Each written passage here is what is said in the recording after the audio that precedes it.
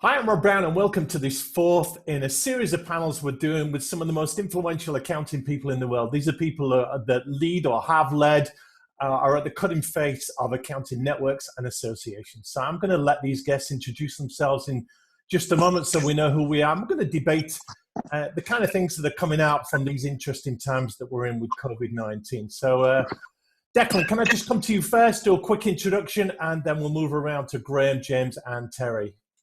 Sure. Hi, everybody. So I'm Declan Swan. I'm the CEO of the UK200 Group.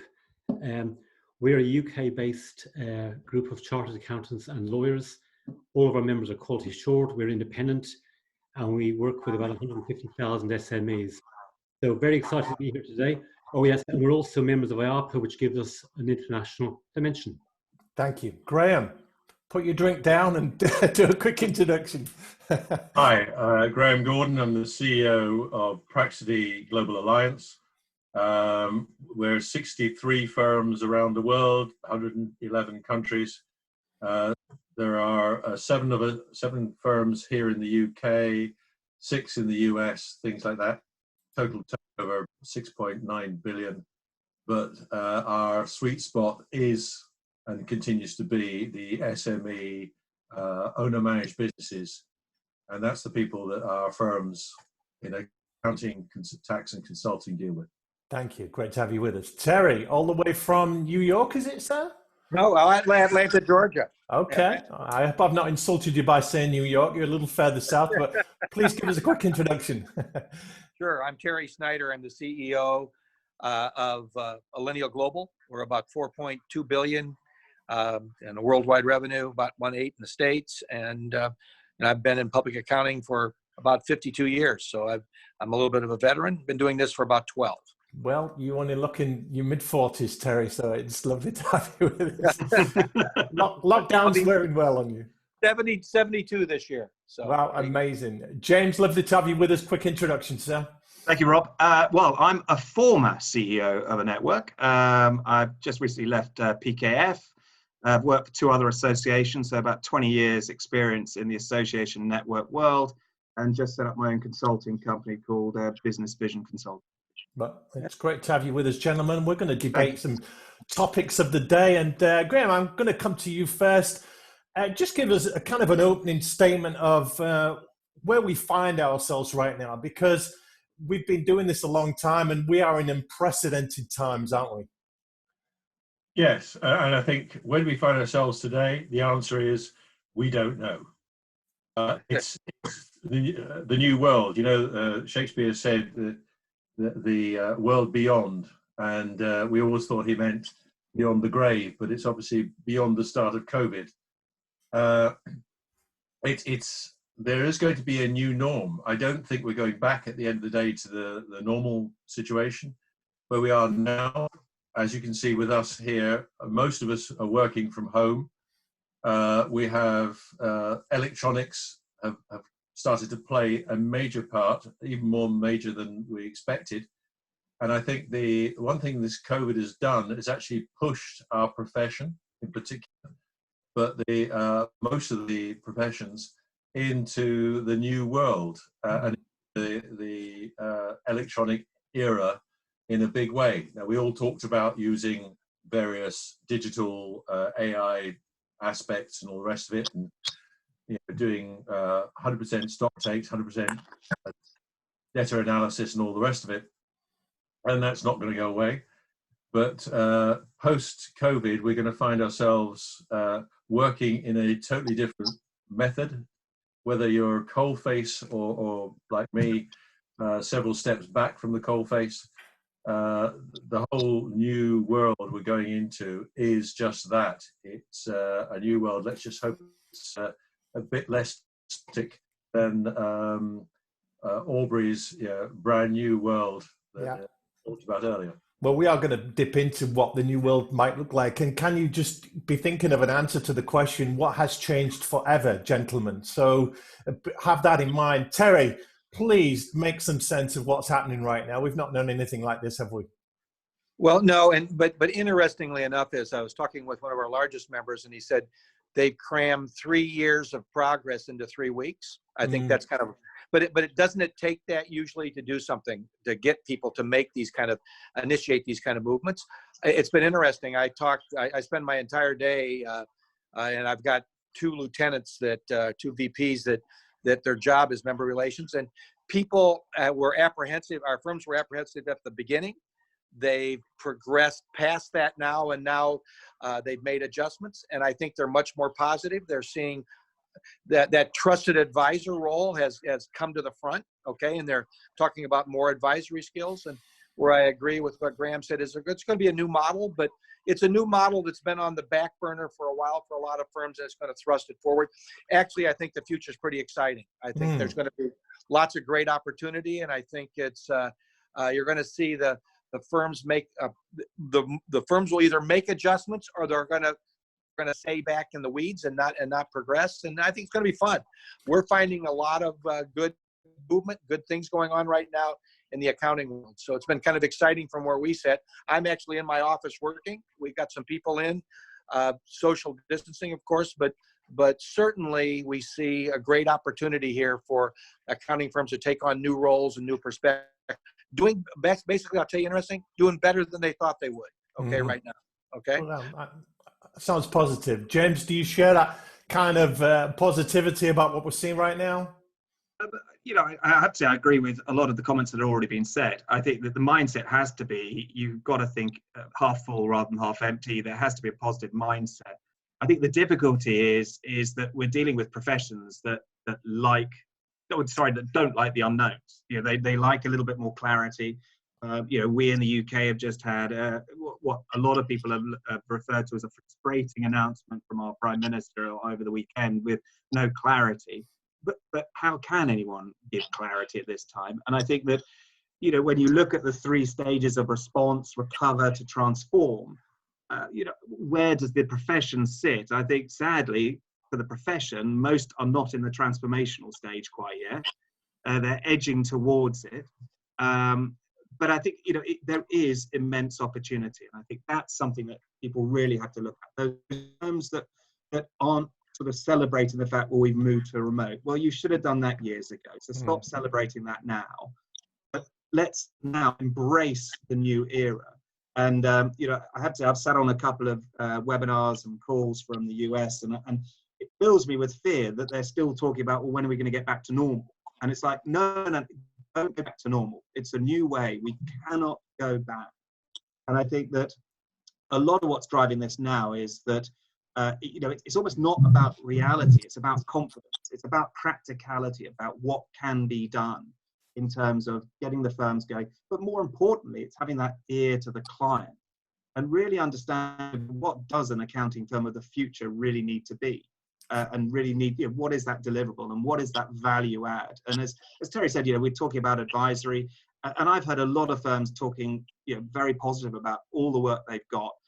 We'll make sure they collect on that, which could be the next thing. But I think that, you know, again, I'm hearing that it's actually going to be towards the end of Q3, Q4 that maybe the financial pinch is really going to come. And then it's going to be very interesting on everyone on this call in terms of how networks now work, in terms of their financial model is going to be hit, particularly if they charge in, you know, by band to revenue. So, you know, there are going to be some challenges, and this is not a short-term thing. This is 18 in the progress. Yeah. Thank you, James. Declan, can you make sense of anything that's going on right now? Well, I'm not sure I would say I can do that as such. I think that would be a little bit arrogant. But what I can say is I agree with what's been said already by the gentleman on the call. Really tapping into what James has just talked about. I think there is a lot of opportunity at the moment. We shouldn't forget, by the way, that just to say this, a lot of people are suffering in the world. There's a lot of people are unwell. We mustn't forget this. So when we talk about opportunity, I think we all do so as a profession with a huge level of empathy.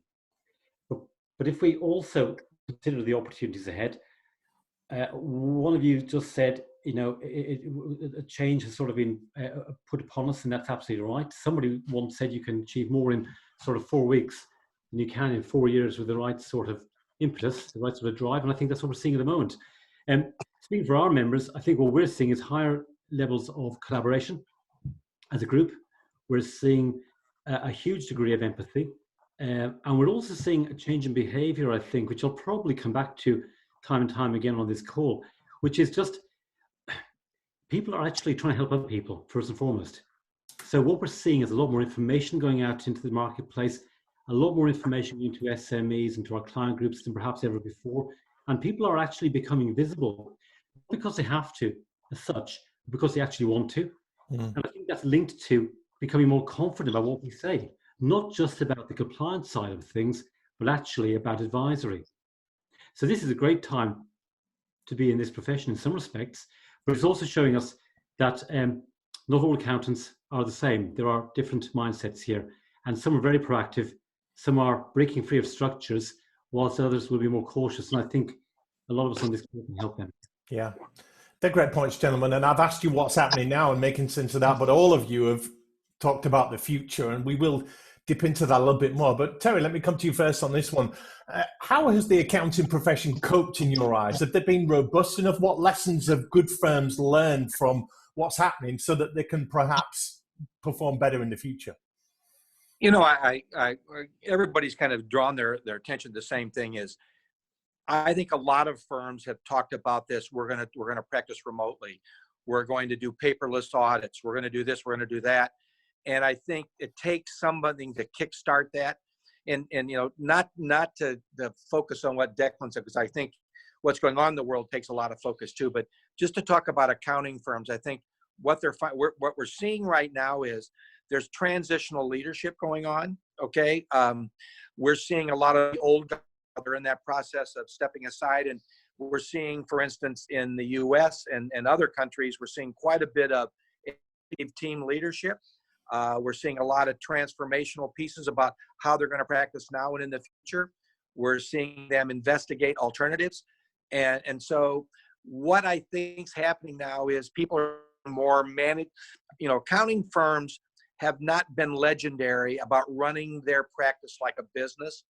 I think that that's the focus today. I think that all of a sudden accounting firms are saying, hey, we're a business. We have to begin to make business decisions. And I also think that's someplace that groups like ours, association networks, can really help out. We've put together 16 global work groups. We've divided our membership into groups of 12 and 14. We've hired facilitators to help them collaborate.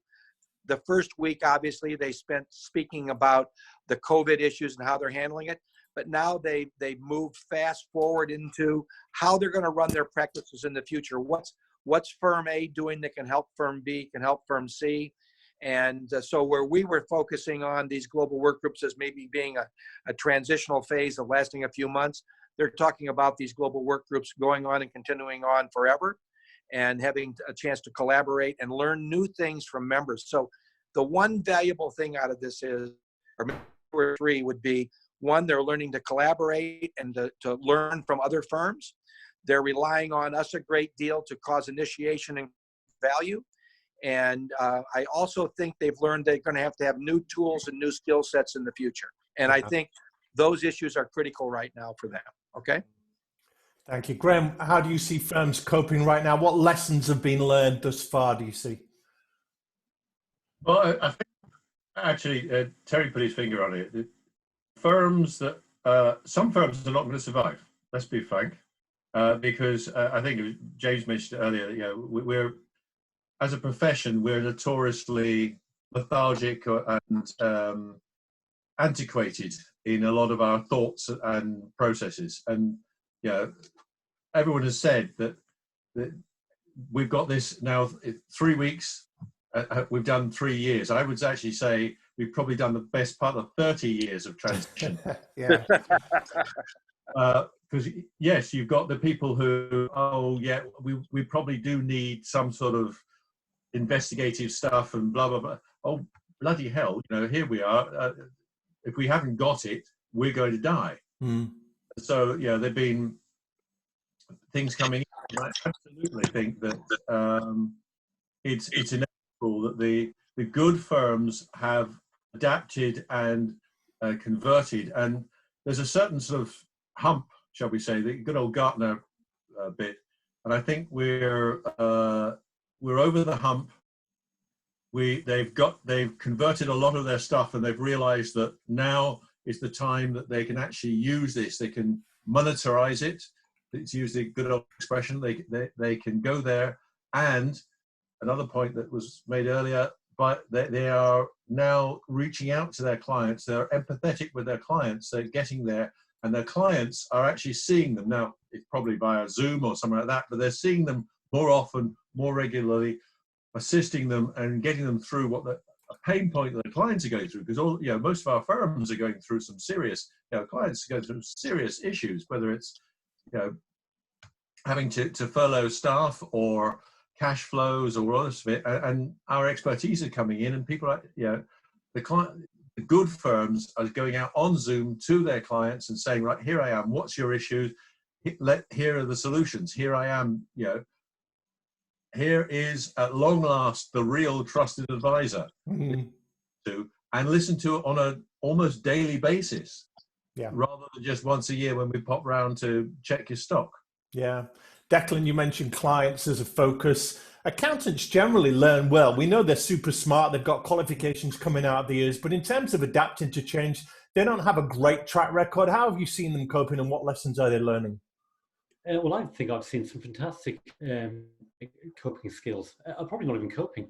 After the initial shock, I think, that came along about 7 or 8 weeks ago, I think a lot of firms have demonstrated amazing levels of leadership. And I don't want to sound too sort of effusive, but it's important to note that now that we are at a point where perhaps we can do a little bit of reflection as we think about the next stage, it's about building on that success.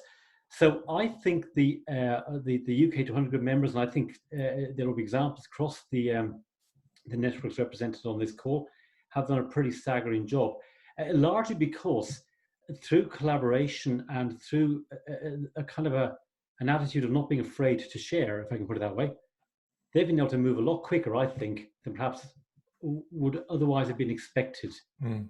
So whilst I absolutely recognise what's been said about the history of the profession, the structures, I'm seeing some fantastic proactivity here, and I think we need to be very proud of that. So yeah, that's what I'm saying. But yeah, I agree with what I'm hearing on the call. I think the other point I'd make is quality sits at the heart of this. One of the big lessons here is knowing what to communicate and what not to communicate. So if you're communicating information in a kind of a less considered manner, the danger is you could be sending information out which is actually not entirely accurate, and that could affect your client and your workforce. Yeah. It's very important, therefore, to apply these quality rules and ensure standards are maintained. Yeah. So we make sure everything's checked. I'm going to ask you about leadership, all of you, in a minute, and the way you feel firms and networks have been led. But James, give us your thoughts on to what degree the profession is coping right now. What lessons are they learning from this?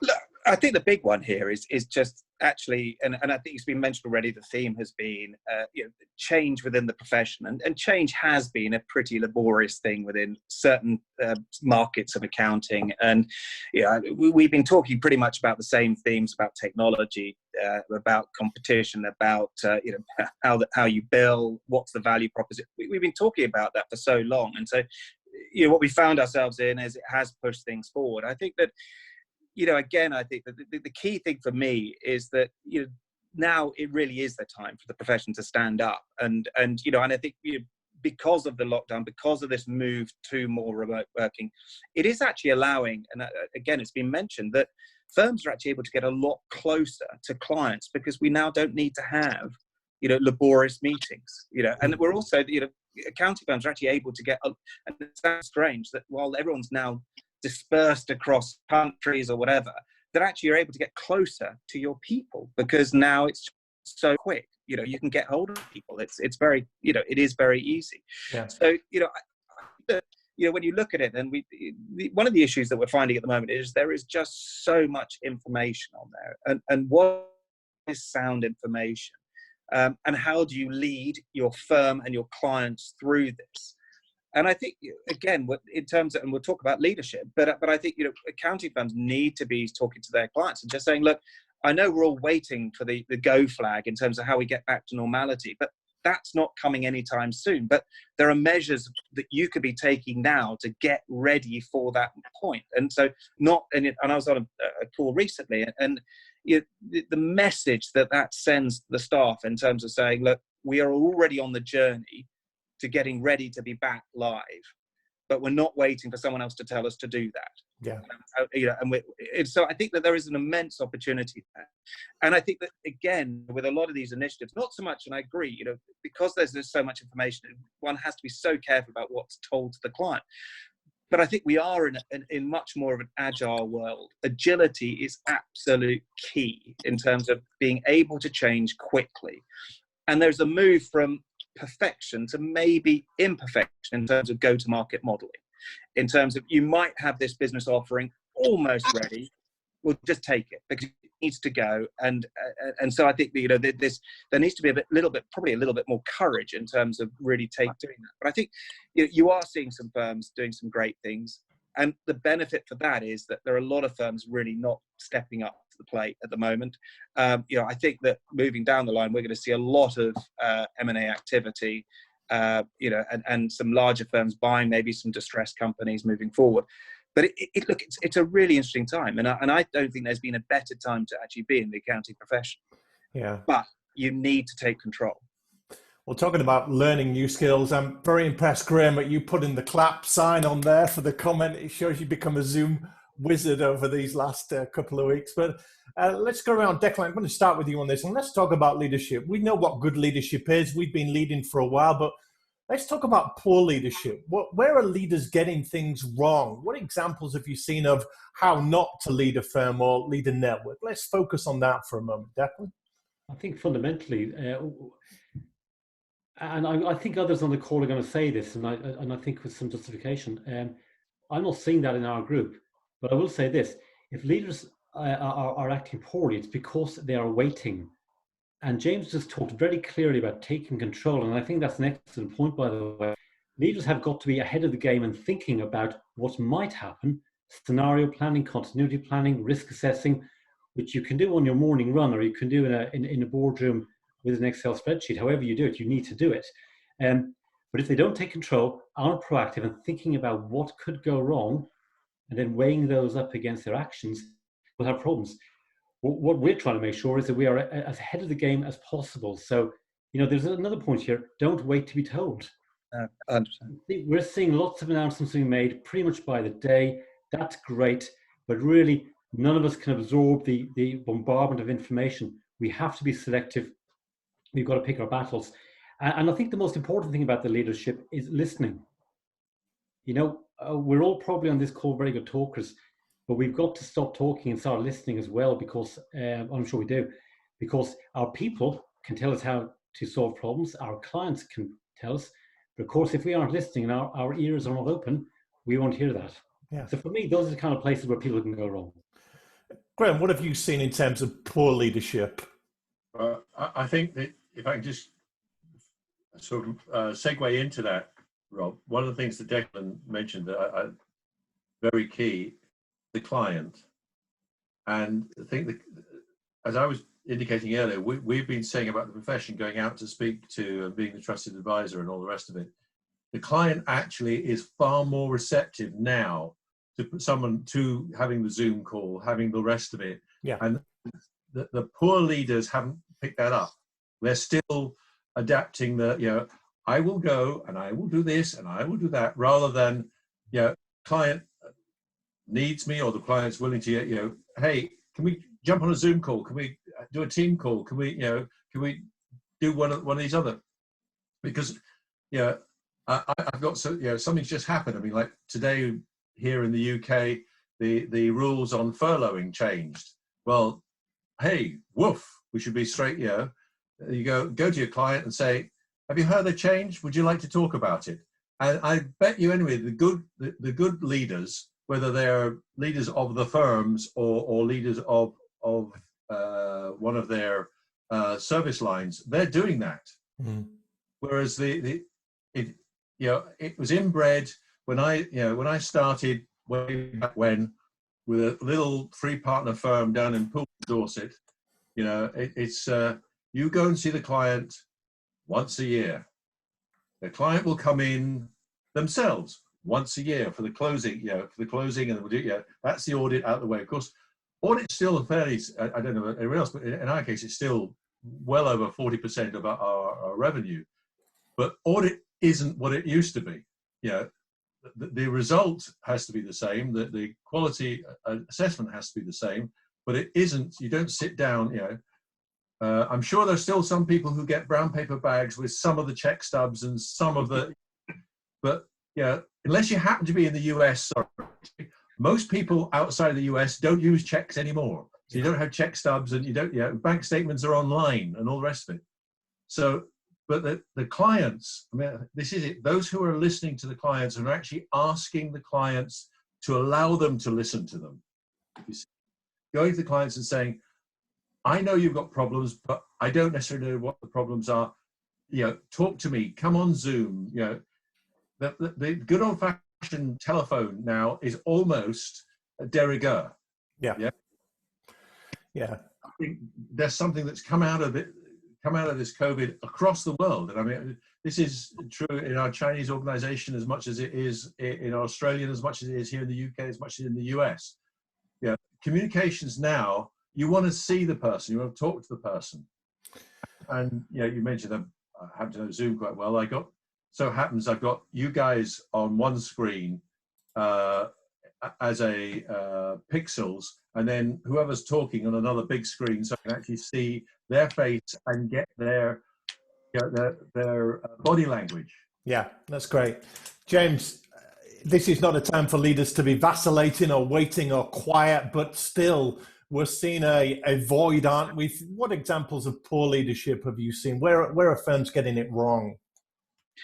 I think the key one is almost that, not so much resting on laurels, but the over celebration of look what we've done to get to this point. And I think the real sort of understanding of how the profession in general has dealt with this, that won't come for 12 to 18 months.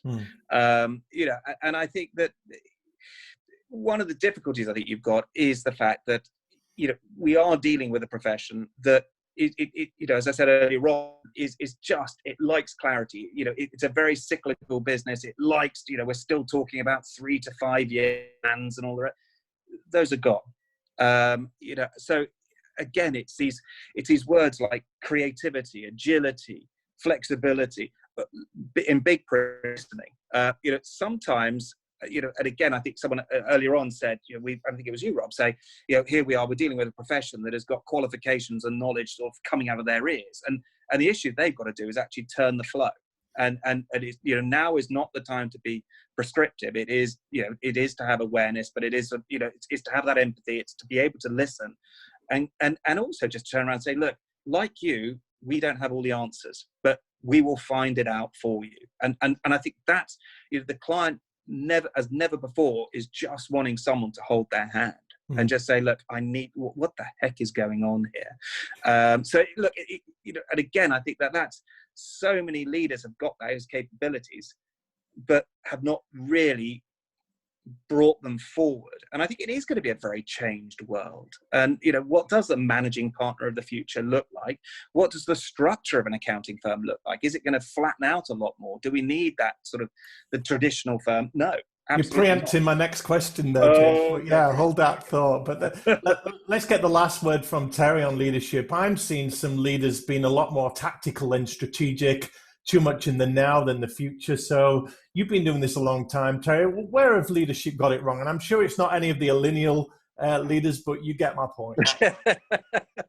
So my famous line has been the last couple of years is, we have lots of leaders, but very few lead. Okay. And so the difference is people are going to have to start leading and design what the model is. Used to be you'd pick an MP for a lot of reasons, and maybe those weren't because they were great leaders, and honing those leadership skills are going to be very apparent now. And I always, when I talk to the members, we have just had this discussion is, our members, I made a note here that says, it's very hard to draw one theme or one model because, big firms, little firms in this size or that size, they're all different. And from our positions, it's very difficult to cut one model And so I try to divide our firms into different buckets, not just by size, but by the way they approach the market and what they do in the markets they live in. So leadership's very complex. It depends on your firm size. It depends on your market that you're in.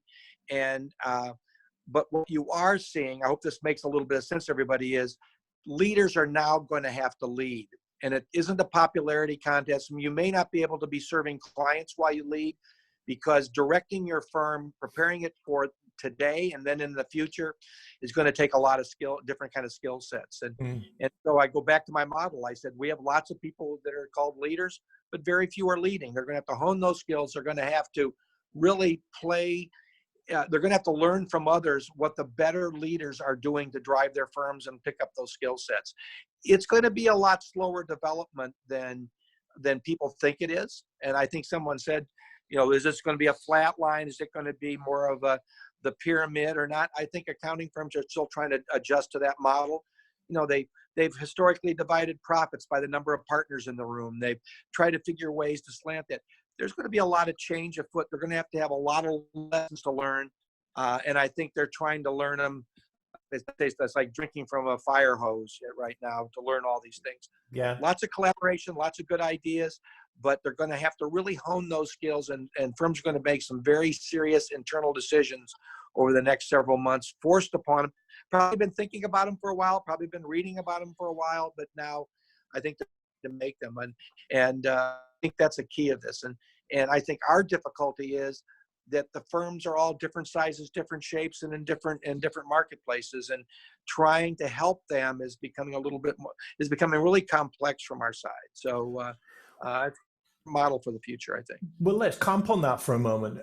We see the millennials coming through, driving change. They want to say in the way firms are run. They're pushing out the old guard and the baby boomers. So I'm going to ask this question in two different ways, and you can answer it however you want. James, I'll come to you first. But are we going to see a new kind of accounting firm, a new business model there, different structures? Or you can answer that on behalf of the networks. And we're going to see a different way that networks and associations are run and led from the top. You mentioned earlier the way they subscribe and getting fees. Are we seeing different models? So go either way there, James.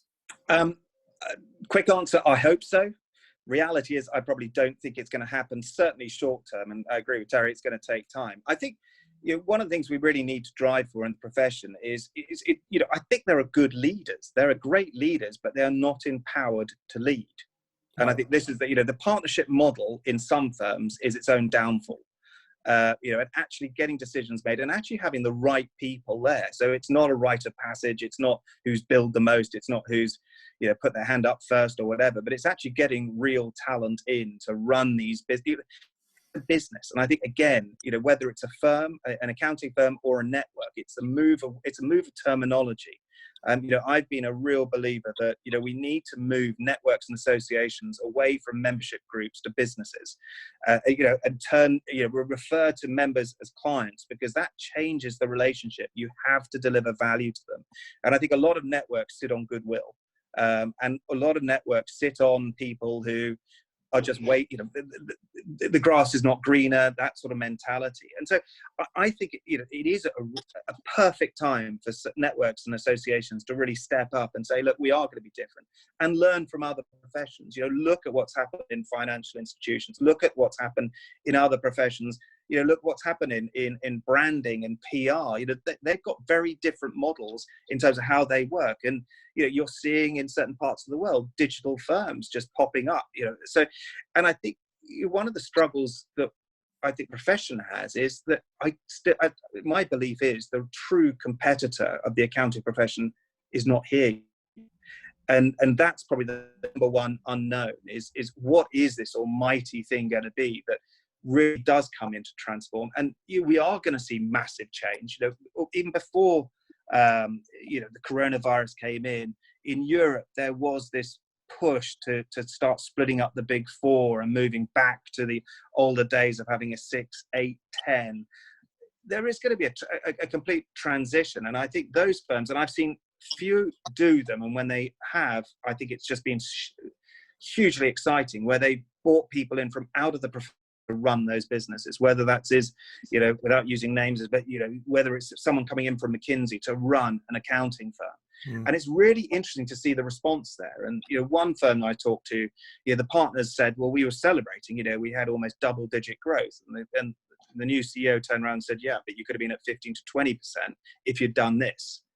And it just brings, I think, again, I think a lot of firms and networks are cocooned in their own greatness.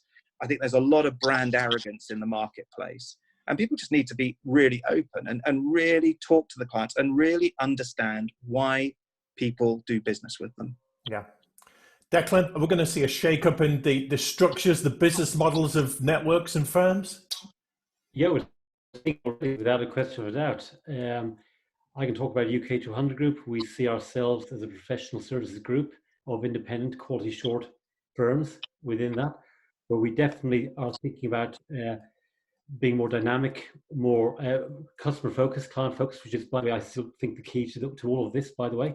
And I come from a different industry, incidentally, so I say that with some level of experience. I think we want to be more business-like, but I think we also want to be learners, learning from other industries, learning from each other. And I think in a way, if I was to be, I hope not controversial, but just very straightforward, we don't want to be clubs anymore, as far as I'm aware. We certainly don't. That's old style of thinking. We want to be forward-looking, dynamic, progressive organizations. And by the way, not afraid to talk about profitability, not afraid to talk about doing things right, because that's our job. And it's also our job to keep our SMEs in business. So going back to the client at the moment, right now, have that kind of mentality, then we will be outward focused, we will be open to ideas, and we'll be focused on helping our clients get through the current crisis. And we may even start thinking about how we can get them back to growth in the future. But to me, that's already started, and long may it continue. Yeah. Terry, the change is afoot, the game is afoot. Are we seeing new structures going forward of networks or firms? Everything becomes a work in progress right now. And I think right where Declan was is when they brought me aboard back in 2008, the idea was that the club model was dissipating. We had to change it to a business model because leadership, transitional leadership, which has been going on for years, was demanding more from a network or from an association. And that's where these younger guys come along, these younger partners, they're saying, hey, if I'm going to pay you a fee, then I need to see what I'm going to get in return for it. Okay. And I think that's a fair question. So our progression has been that I could agree with everybody more than what they said, is saying our members serve clients. We serve our members who serve those clients. So we've adopted the theme of client focused, member driven, and try to and build that around a business model. We were actually positioned after 2007, 2008, back in that model when there was a world financial crisis. We decided we would form our organization differently to be able to weather the storm and not be a discretionary expense. And so one of the things that we've done a great deal of, is we fully engage our members on a daily basis. Right now, I've got a staff of 26.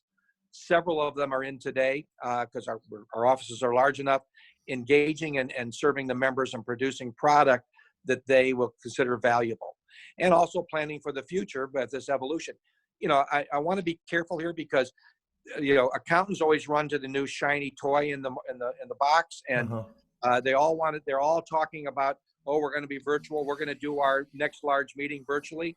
But factually, it's going to have to be a combination. So our strategy right now is in our tax and audit technical update learning. We're doing all of them virtually this year, but in the future, we're going to do some virtually, which is really a cost-saving management piece. And the other side, we're going to do in person, because we don't want people who really understand the value of meeting face-to-face know that that's a key ingredient of any of our organizations, is to make sure those that see value in going to a meeting and networking and at the same time getting some kind of a CPE credit or whatever is also a component of it. So we're trying to be smart enough not to run to the shiny new toy, but to make sure that we provide a stable opportunity on both ends of that spectrum. Yeah, sounds smart. Graeme, as Praxity rebranding, are firms changing? What is this going to do for the profession? Oh, you muted Graeme. Just 1 second. There you go. I thought you'd really got zoomed down, Graeme, but yeah, sorry. I did that so that I didn't distract from what the others were saying.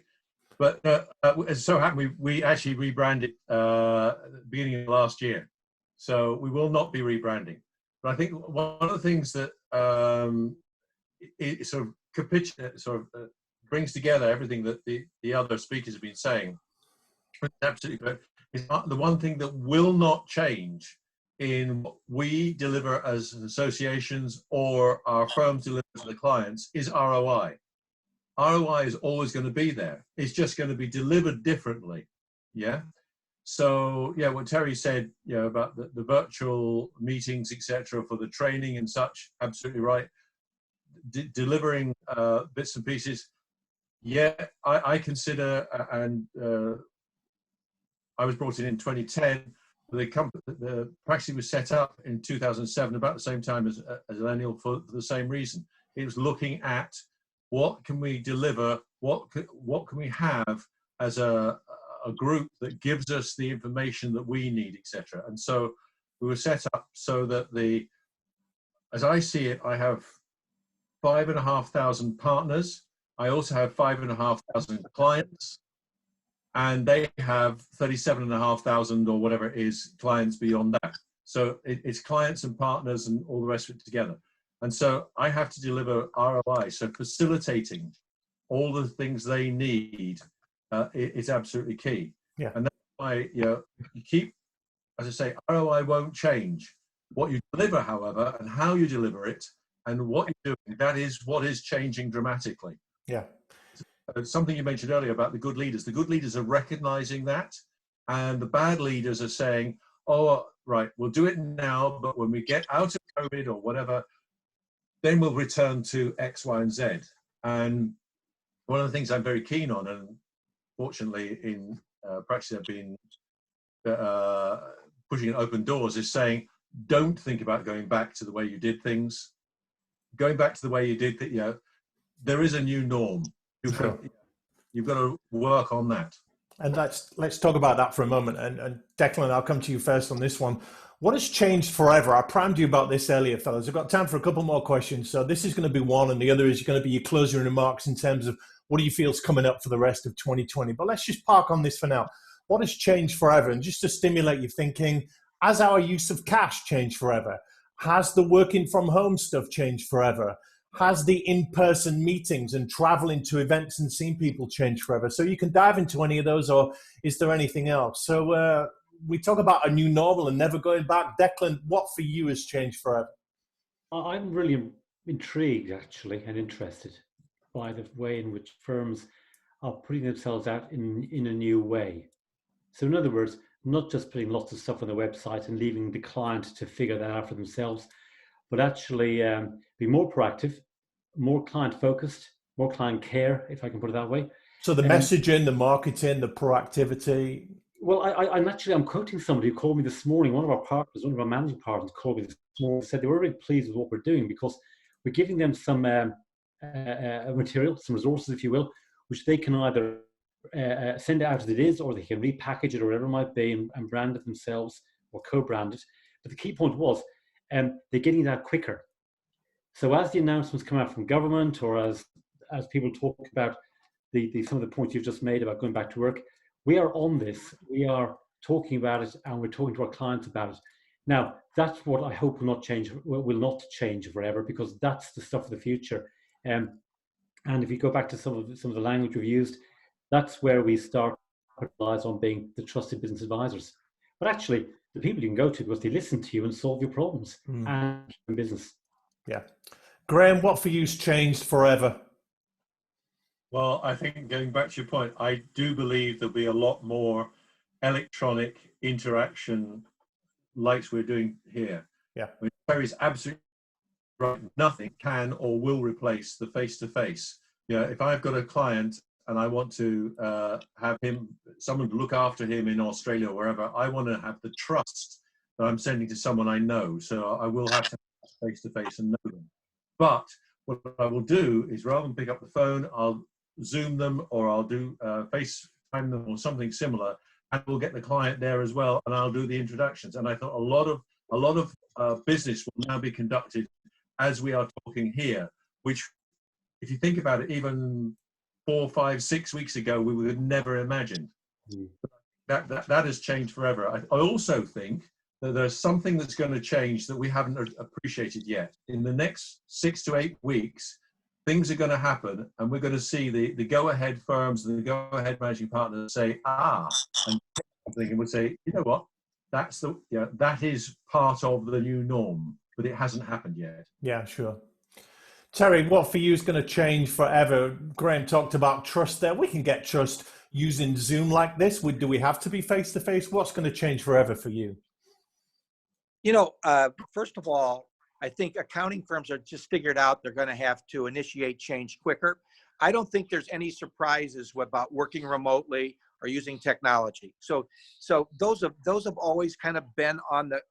Now they're going to have to say, I think, as I see these things, whether it be AI or it be whatever, blockchain, I need to investigate, I need to manage, and I need to understand, and I need to prepare my firm to be better prepared for the future. Yeah. Okay.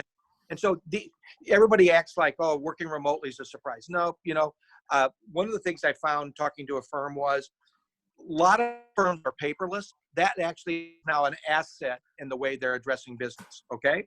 And they probably didn't envision it that way, but they now have found out that it was easier to transition to remote because they can work paperless and they can do this kind of support. I think they're going to trust themselves more and trust their judgment. And I think they're going to do a lot more investigation and they hear things like blockchain or whatever the new thing that's the new toy that's coming out there. They're going to look at them carefully. I think the biggest thing I see right now, and I heard the theme even among this, and this is a lesson for, I think, associations networks, to be focused more on producing value and to focus more on their clients. I think the profession had gotten soft over the last several years. Lots of money, more than they've ever made. And I think they forgot what they were in business for. And I think this was a great reminder.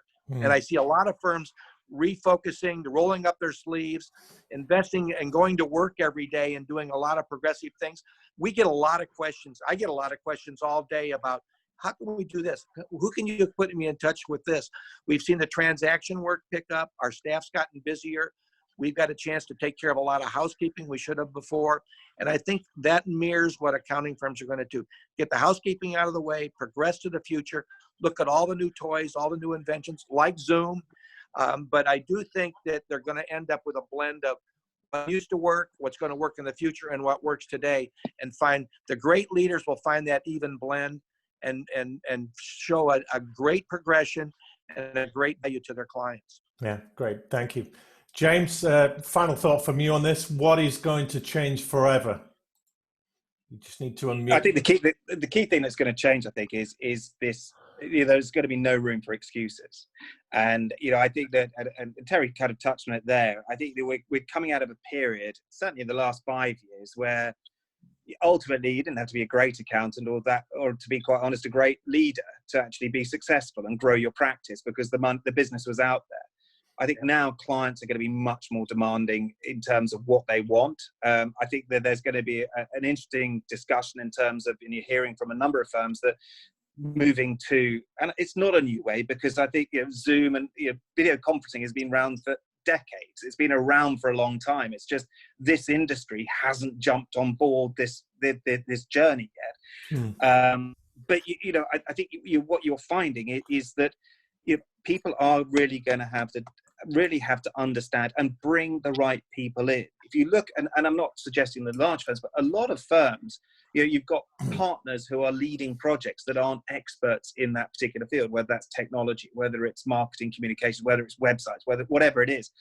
And maybe there needs to be a realization that actually you need to get people in that perish the thought haven't done a day's accounting, but are experts in delivering back office support.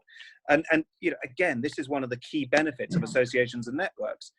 20 years in, we've been talking about this for years. So people just need to open up their eyes and realize that, countries that some might look at as second and third rate are actually driving transformation in the profession. And you can learn from them. You can learn from the Scandinavians. You can learn from the ANZ region. zero came from New Zealand and has transformed the marketplace. So that's where it's got to happen. And I think you're going to find that the profession is going to become much more blended. It is going to rely on technology, but you're still going to have that, you're still going to want that personal interaction. You're still going to want to have dinner, a lunch, or whatever with someone, because that's where you develop the real relationships. But you, as you rightly said, a lot can be done through a screen. Yeah, sure. Well, closing thoughts, gents. Let's get your crystal ball out. We are 1 foot in the future now and 1 foot in the now. Terry, let's come to you first on this one. What's coming up for the rest of 2020 for the world of accounting? I think adaptability.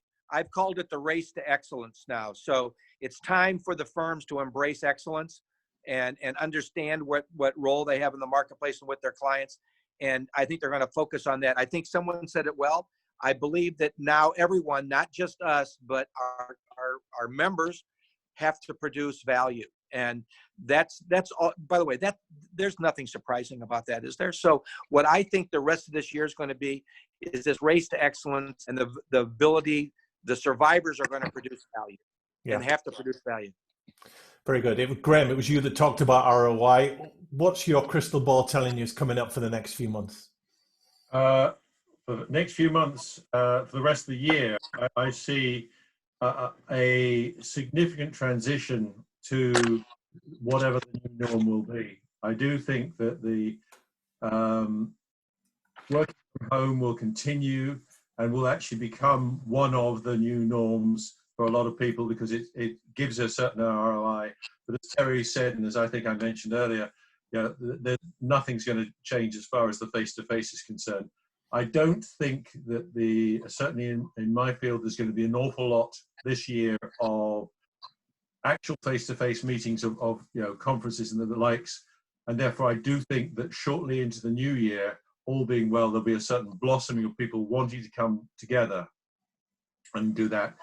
But I do think that training, which is normally one of the first things to be cut in a situation like this, is actually one of the people turning around and saying, we've got an opportunity, we've got the time scale, we can do the training, and we can do the training for this new norm, for this new aspect, so that we can get the clients there. And I think training will probably come far more to the fore than it has been in the past. Yeah, that's a very good point. Investment in not just technical, but the soft leadership skills as well that we need going forward. Yeah, thank you for that, Graeme. James, what is your crystal ball telling you for the rest of the year?